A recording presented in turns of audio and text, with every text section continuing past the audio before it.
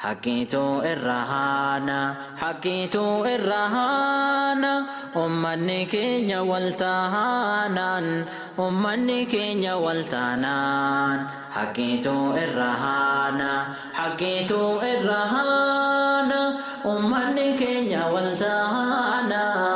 ummanni keenya waltahanan Olkaha ammas olkahuutu hafee jira nurraan hin geenye maaltu jira ajjechaa yoo jedhaan kunoo nu daguugee jira biyyaas nu baasee nu hidhees qabeenya keenyas nurraa saamee jira.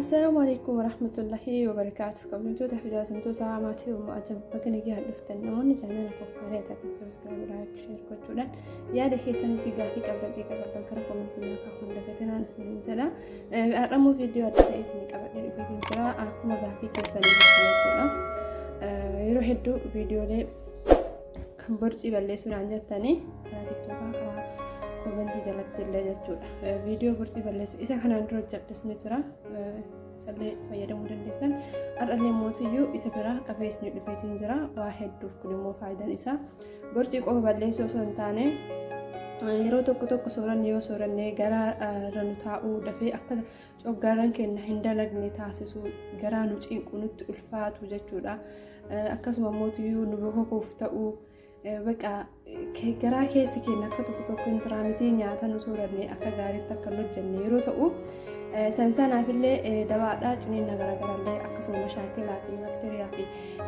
جراحين نقول كل سوف وهي برباطي سادا من سورة كامل بودا بسولا ناساتي يرو لاقانا نياتن أكسو ما يرو إرباتا نياتن بودا برشقو توكو فيرمتني أكادا تي سوني موتيو إن شاء الله سنتين جرسيسا همت أول فيديو تي نفانا ترانس نينجلا إني كون زنجبيلا جماشو من رافو دادا جتشولا نوسا سار رافو دادا إني كون مو كيارا إني كون أكمر بوجرتن لوميلا إني كون موتيو بقدونسا جتشولا إن شاء الله هجت ليتني ولدت ديبنا إرجع خنا فكاتا كوكوتي أكنتي قبيسيتي انترا كوني زنجبيلا همو مكان فوتني كلهم هم كان الرأيين هم بسجلتولا ما كنا تيارة كفرهم تكو جوز وجتشو دير وجتشولا أما ثلاثة تنكي وتديرنا أرجعه مربوط تجرتني ثلاثة حسب نكاي تنجرا ما كان فكاتا أما بشان برشقو دم تنكا أما قبل سكنا تجرتولا كان قرا كان بريجي مكان قرا سيسان جوز وجتشولا برادا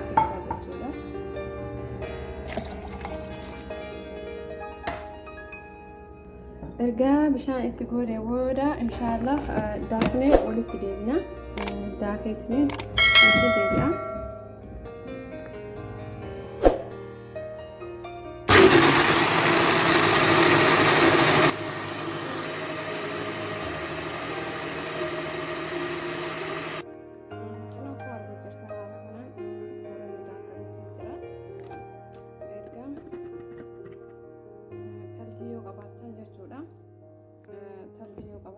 تلجيت بوتني لقاكم مرقوت زرتن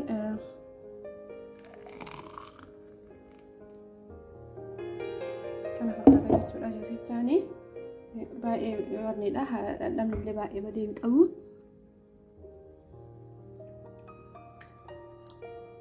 هلا هم تكون نطلع الليلة والله باقي جوزي عجائباتي تلجيفا جرات تلجيفا كيسا كيتني جتولا dhuguu dandeessan taljii baradoo jechuudha baradoo yoo jiraate baradoon akka baqaan jira namatti tola kan ammoo isa hafe kana firiijii keessanii guyyatti yeroo lama jechuudha yeroo lama fayyadamuu waan qabneef sa'aatii laaqanaa irratti yeroo hojjettanii sa'aatii galgalaatiif immoo iyyuu haara hojjechuu isin barbaachisu jechuudha isuma kana firiijii keessan jechuudha እና haala kanaan itti fayyadamuu ni dandeessanii haala kanaanii